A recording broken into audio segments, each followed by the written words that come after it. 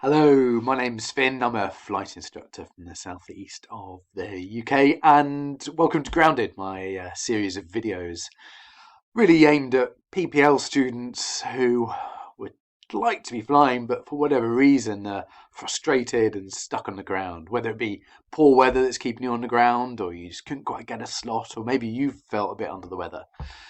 And look, what I see all the time is that my students that perform the best get through on minimum hours, spend the least amount of money, and have the least amount of stress.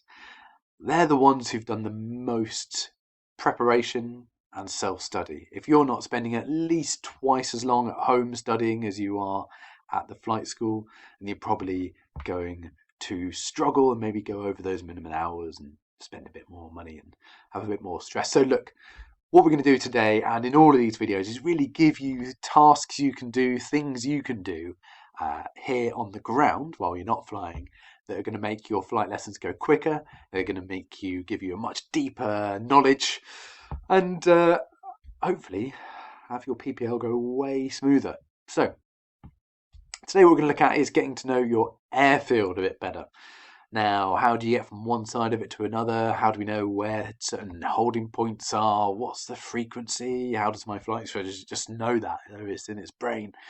And all these complicated procedures about arriving and departing and what's that 4-digit code you're putting in the transponder? Why are you doing that? All these questions, I'm going to show you exactly where to find the answers for your airfield. So, let's get started.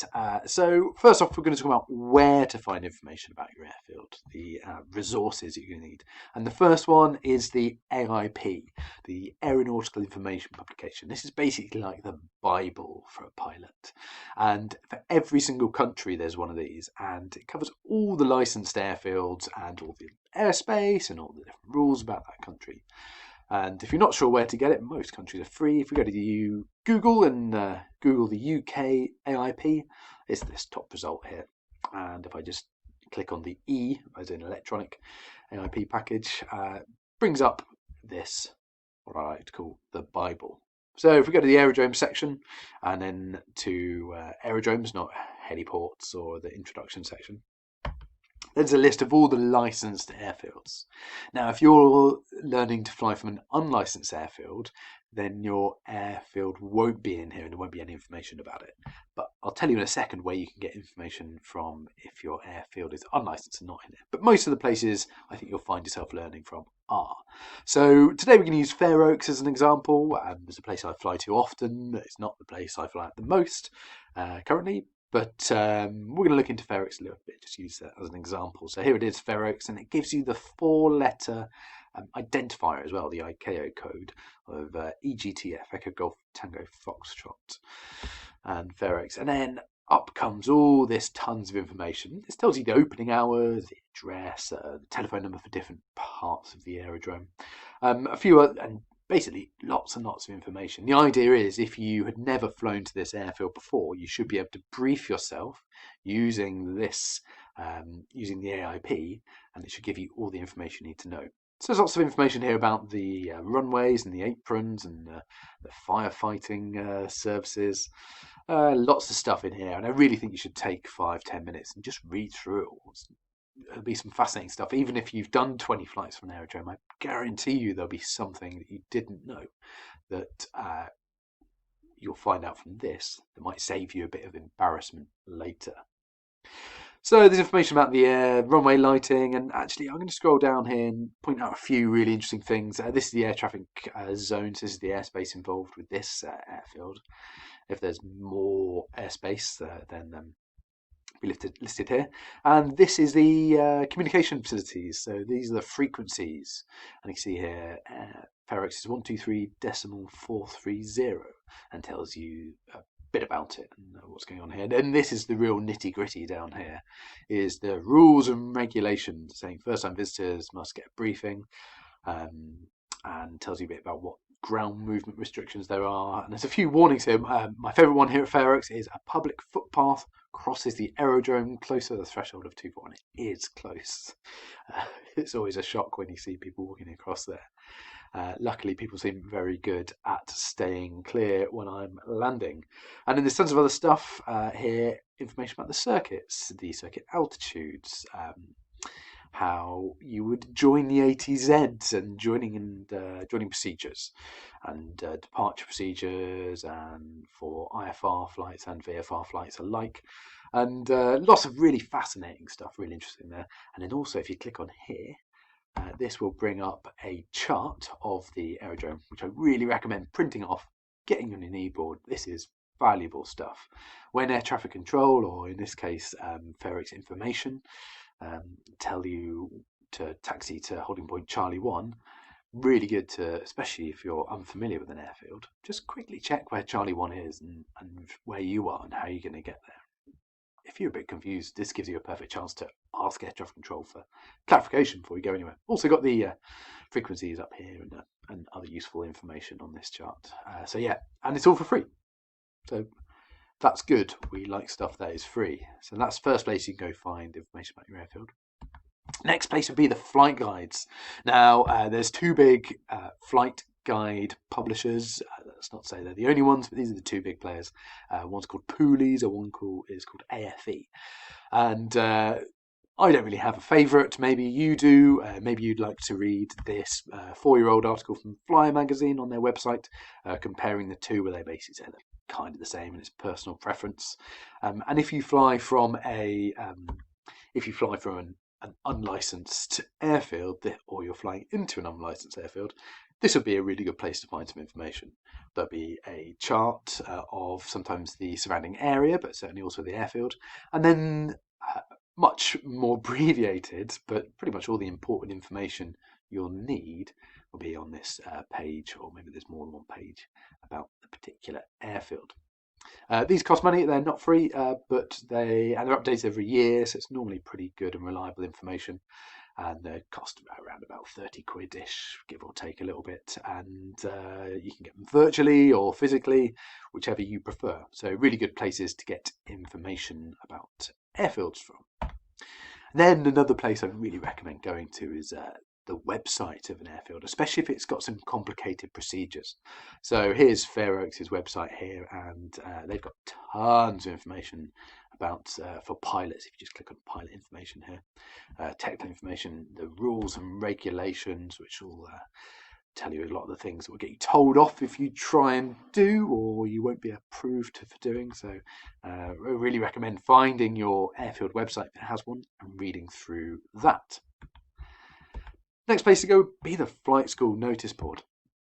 When you're in there and you're bored and you're waiting for your instructor, or you're waiting for the weather to clear up or whatever, go in a bit earlier than you normally would maybe, and just take 10 or 15 minutes to look at the notice board.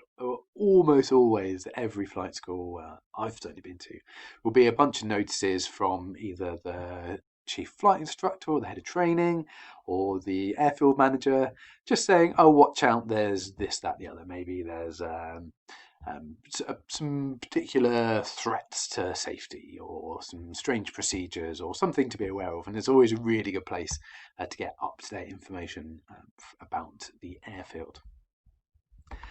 And then next, I'd also be talking to other pilots.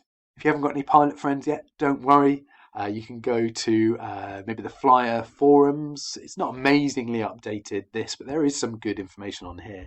If I go to the Flyer forums, and if I click on the ATIS section, then go to the United Kingdom section, then there's loads of great information where people have put their reviews about what to see and what to watch out for. So, for example, here's the FAIRX one. And someone's put a link for unofficial weather, which might be interesting to brief yourself before you go. Information that pilot-controlled lighting is installed, and other information to go and check some NOTAMs and this sort of thing. And yeah, I'd really recommend going and checking out some reviews. And I don't really encourage my students to use SkyDemon as a primary resource. Feel free to use it as a secondary or tertiary resource. Your primary resource should be from the official places. But SkyDemon does have its uses, and one of them is looking at the pilot notes. Really great. If you're not sure if you do want to go to the airfield, they'll tell you whether people are nice or not. tell you little bits of information, maybe things to watch out for, maybe certain approaches to do. So pilot reviews from wherever you find them, worthwhile, very worthwhile. So these are the places to find the information. What should you be looking for? The things I challenge you to really look for is first to get that chart, get that printed out on your knee board, take that with you to your flight lessons. All that's going to do is really improve your situational awareness. It's great.